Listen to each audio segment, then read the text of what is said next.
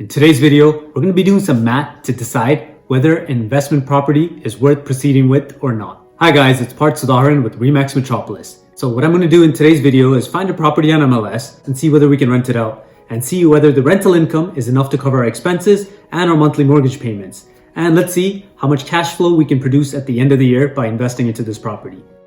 So here's an investment property analysis worksheet that I put together to help understand whether we should proceed with an investment property or not.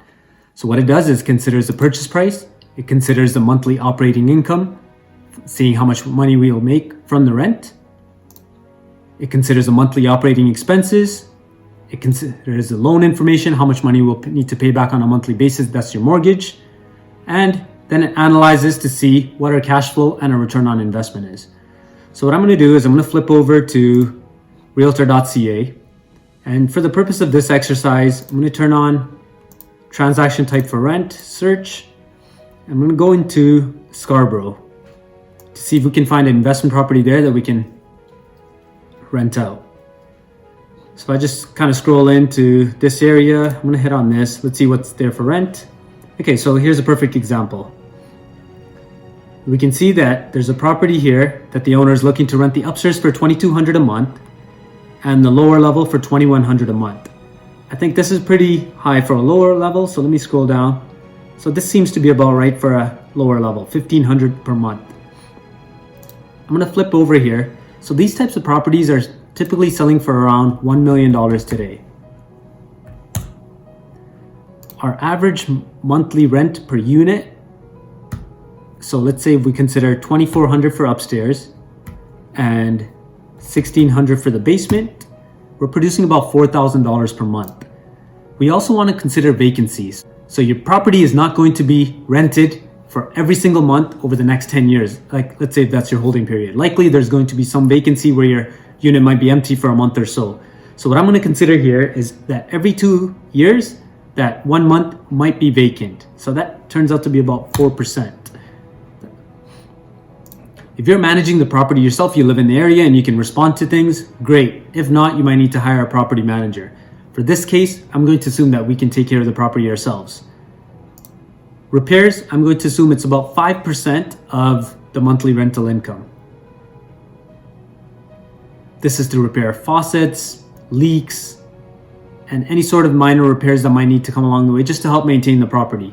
Property taxes in this area, let's put $4,000 divided by the 12 months. So we're looking at $333. For rental property insurance, we can put in $125 per month. Replacement reserve is something that you need to carry. And this is to help fix your roof, furnace, windows, and any major components of the house. Replacement reserve is something that you might not need to spend on a monthly basis, but it's something that you should have a reserve for when the time comes to replace these major components of the house, that you have that money ready. So as you can see, our income is $3,800 per month. And our expenses are around $900 a month, which we're doing really well.